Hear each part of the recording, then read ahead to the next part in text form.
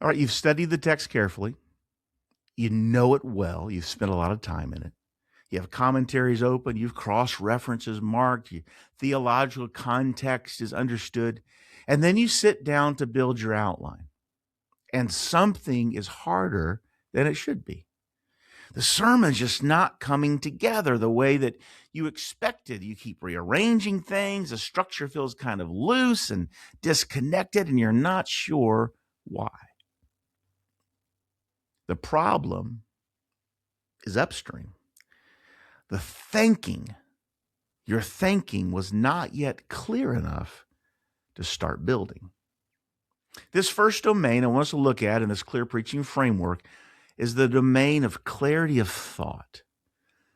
And the clarity of thought tells us this: the preacher must achieve singular, crystallized understanding of both the text's idea and the sermon's idea, whether they're the same or a little different, the purpose and the demand of the text before any preparation for communication can and really should begin.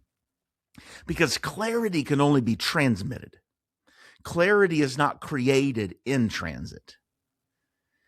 Knowledge means you understand the text. Knowledge means I get what Paul's saying. I understand what Paul's saying. I've got its meaning. I've got its context. I feel its theological weight. I understand what he's saying. That's knowledge. Clarity is different. Clarity means you've achieved a singular, crystallized understanding that can be transmitted to another person. Knowledge is one thing, understanding it, but then putting it into words that the audience or the listener can grasp, comprehend, understand, and even remember is a completely different thing. You can have the first knowledge without the second clarity. Most preachers do more often than they think. This domain one, clarity of thought, it's foundational because unresolved thinking doesn't stay in the study.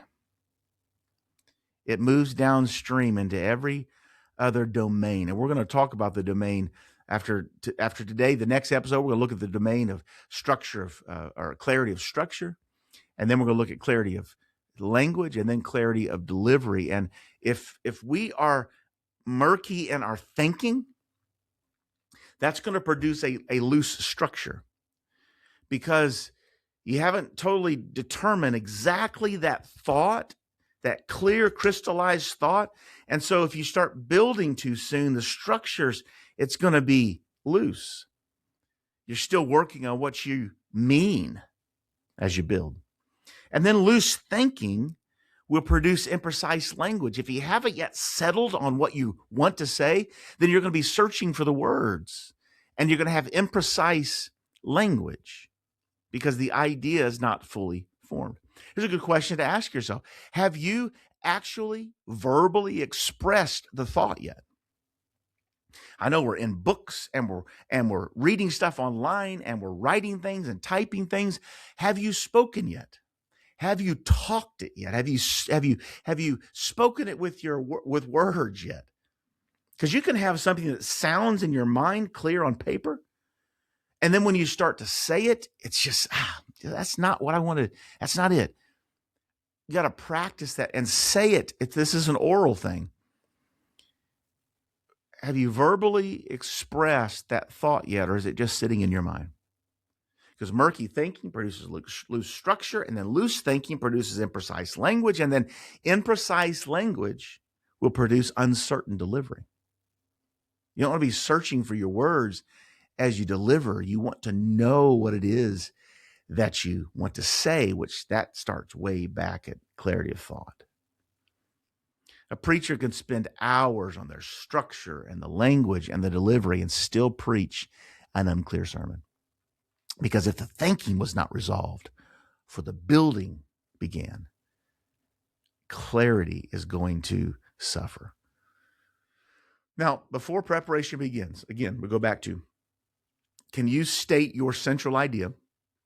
Or as you're going to hear me, the more you listen to the podcast, the more you become familiar with our clear preaching framework, and maybe the more you visit our Clear Preaching website, or if you choose to join our Clear Preaching Academy, where we're building this community of like-minded preachers who are at all stages of experience, who are encouraging one another and helping one another. We got all kinds of forums and courses that are going to be available, and it's a great community, the Clear Preaching Academy. The more you're familiar with all this, the more you're going to hear me leave this idea of the central idea behind, and I'm going to refer to it as the take-home truth. But here at the beginning, I'm going to mention both together because I want you to understand what I'm referring to here. Because before preparation begins, can you state your central idea or your take-home truth, that thought that your whole sermon should revolve around and point to?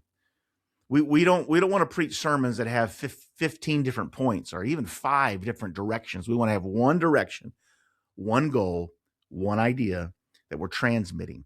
All the other periphery, so-called main points of the sermon, really build upon and point to that one singular idea, that central idea, that take-home truth. And before preparation begins, you must be able to state that central idea, that take-home truth, in a single, precise sentence.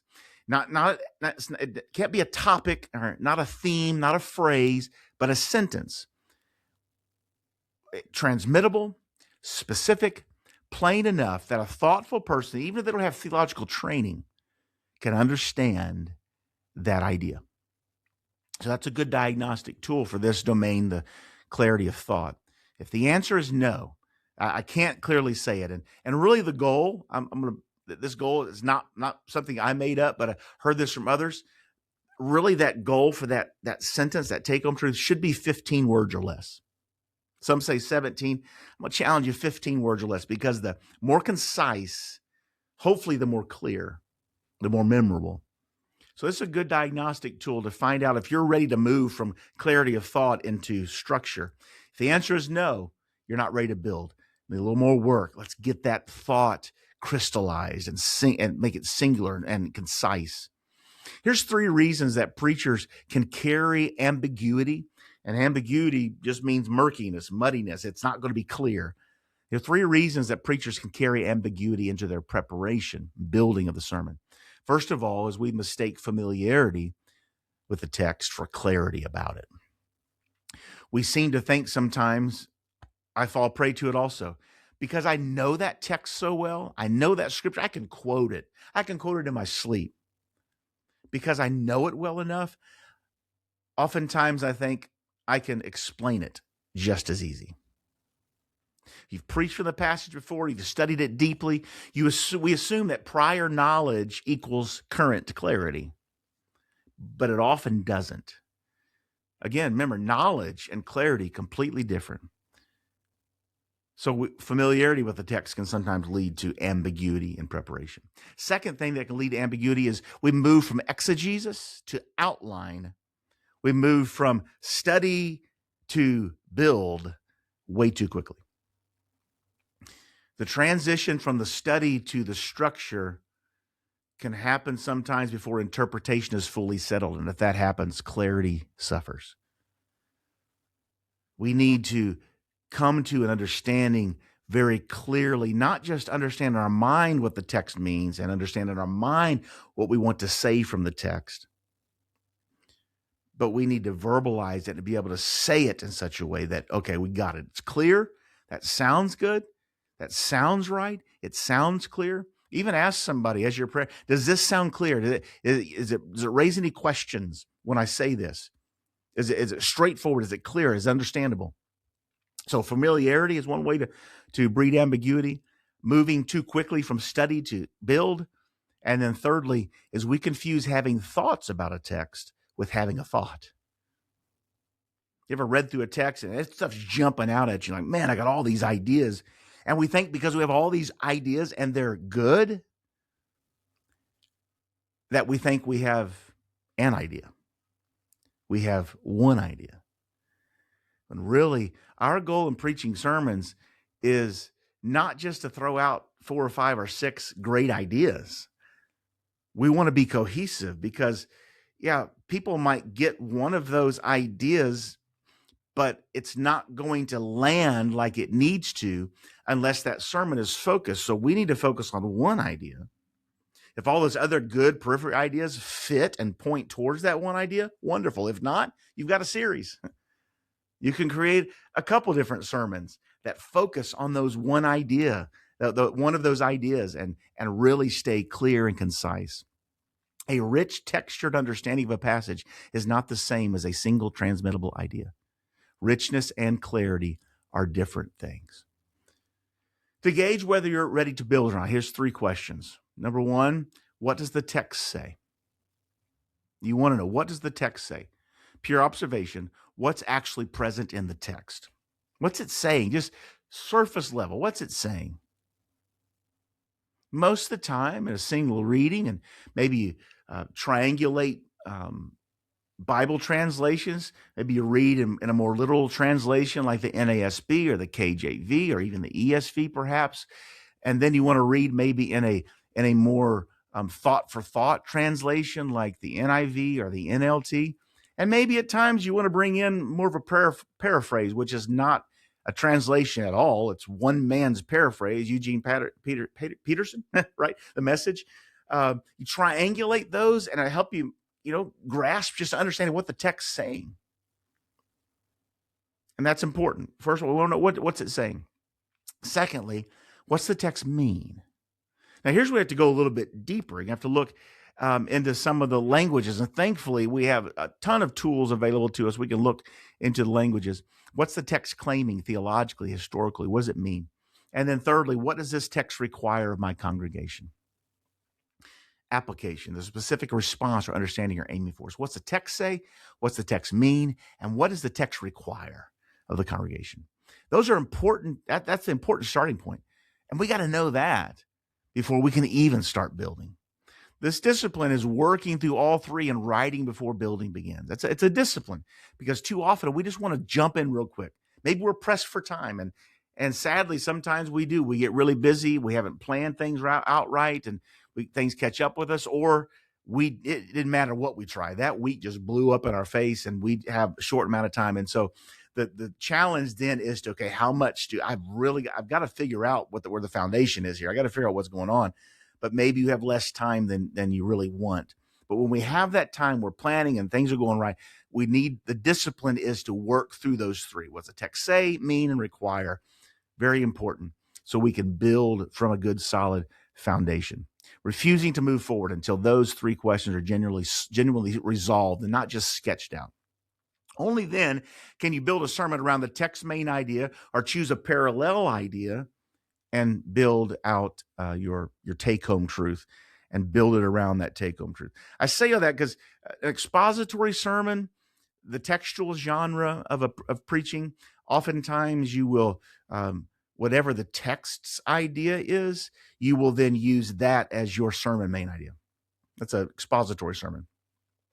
But oftentimes I will blend in part textual, part topical. I will, it leans textual, but I'm taking a few liberties with it. So oftentimes the text is saying several things.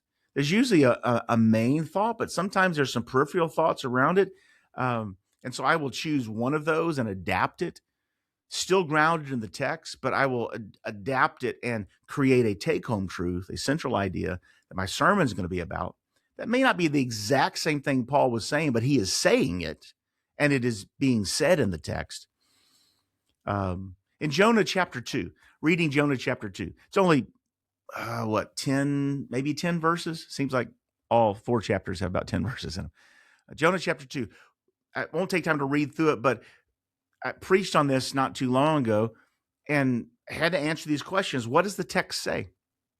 It simply says, Jonah 2, that God answered Jonah's prayer in the belly of the great fish and gave him another opportunity to obey.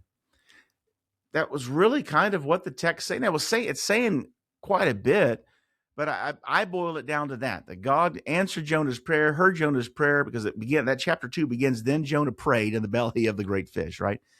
And then we have this almost like psalm written. It's this desperation that Jonah writes as he's reflecting back on his experience in that fish. And then the very end, the fish spits him out on dry ground. So what the text is basically saying is God answered Jonah's prayer, gave him another opportunity to obey. What does the text mean? Now, here, this takes a little bit more work, and perhaps you dig into the text, you might find a different nuance here. I kind of came to the discovery that the text is saying that God responds to desperate prayers. Jonah found himself probably in and out of consciousness in the belly of the great fish, and when he finally kind of came to off and on, he realized, man, I'm still alive. How am I still alive? What's going on? And then Jonah prays this desperation prayer. God, if you basically you're in control, God, you're on the throne, and you've watched over me, and no matter how deep I've gone, how far away from me I've gone, you've always been there. And basically this prayer of thanksgiving, but also a prayer of repentance, and how God heard Jonah in the belly of the great fish, and God responds to desperate prayer. That's what the text meant. God responds to desperate prayers. So what is it? What's the text say? God answered Jonah's prayer, gave him another opportunity to obey. What does it mean? God responds to desperate prayers, or God responded to Jonah's desperate prayer. And what does the text require? What's it requiring of us? This is kind of what I worked through before I started building the message. This is what I sense this text requiring. When we find ourselves on a path away from God and experience God's correction, we've got to decide how we're going to respond. When we find ourselves on a path away from God and experience God's correction, how will we respond? So I trying to figure out what it says, what it means, what it requires. So now I've got a foothold in the text. And now when I decide now I got to come up with a take-home truth. What am I wanting to say in this sermon? And I want to draw from that somewhere. I want to be true to this text. So what am I wanting to say from that? And I need to create that concise, crystallized idea. So I need to work on that, right?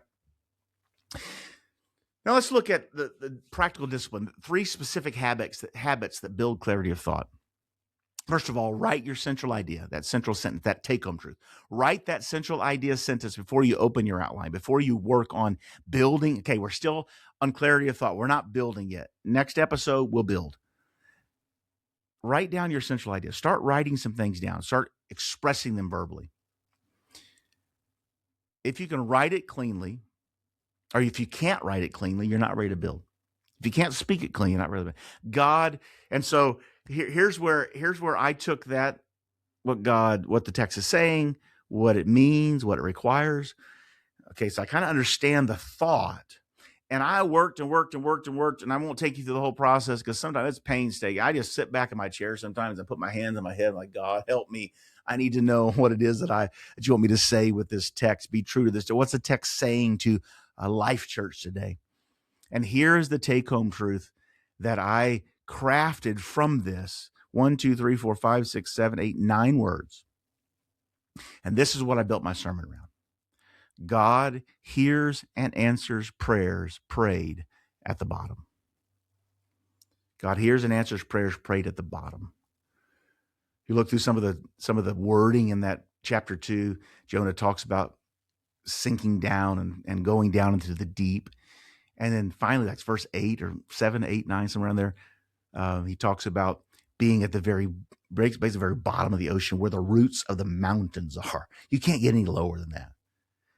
I opened up my message talking about what it means to be on a rock bottom and kind of played around with that thing. So that was what I focused this sermon on. God hears and answers prayers prayed at the bottom. So write that central idea sentence out. Work on that. Work on it verbally. Number 2, resolve your interpretive questions before you move to construction. Work through what the text is saying, what the text is meaning. Don't leave things unturned. Not overturn. You want to overturn everything. You want to dig through everything. You don't want to have interpretive questions about the text that you still haven't settled when you start building, because then you're going to have some ambiguity in the build. So work through them. Don't carry that ambiguity forward. And then thirdly, and I've already said this, but say that central idea out loud. Say that take-home truth out loud to someone who's not a preacher. Maybe your spouse, a friend, if you're not married, a friend, somebody in your youth group or some other young adult or other friends you have. Say it out loud. If they don't understand it, the problem is not them. Okay? I know we're like, well, they haven't heard me preach yet. Yeah, but that truth, that central truth, should be understandable. Like I can say that truth to somebody. Does this make sense? God hears and answers prayers prayed at the bottom. And they're going to get that. They're going to understand that at the bottom is metaphorical, right? So they're not going to understand the full weight of that truth until they hear the full build out of that sermon and hear it preached. But it's understandable. It's transmittable. It's even short enough to remember. It's picturesque because we picture being at the bottom. So when clarity of thought is strong, every downstream domain becomes clear. Structure flows more naturally from a clear idea. Language precision follows from conceptual precision. And delivery confidence comes from actually knowing what you're trying to say. And that's why it's domain one. That's why it's the first thing. So before your next sermon preparation session, write your central idea, your take-home truth sentence before you do anything else. Get to the point to where you've done your study, you figured out what the text is saying, and you get to the point of writing out and crafting that take-home truth. This is what my sermon's going to be about. Do that before you give into that urge to start building out the sermon. Because if you can't write it, don't build it. If you can't say it and it doesn't sound clear, stay in that thinking mode until you can. I'd invite you to, as we close out this session, I invite you to go to clearpreaching.com and you will see an opportunity to take this Clear Preaching self-assessment. It's a great place to start. Give you a chance to kind of think through how you build your sermons, and this self-assessment will help show you some areas maybe that are weakest that you don't really quite haven't noticed just yet, but it will help point some of those things out, and it'll show you kind of where to start. Maybe clarity of thought is something you don't struggle in, but if so, it help point that out and help you work on that. Next episode, this next week, we're going to look at domain number 2, clarity of structure. We're going to look at the difference between a sermon that has structure and a sermon whose structure the congregation can actually follow in real time. There's a difference. The distinction is more significant than it sounds, and most preachers are on the wrong side of it more often than they know. Pray you have a great week. God bless.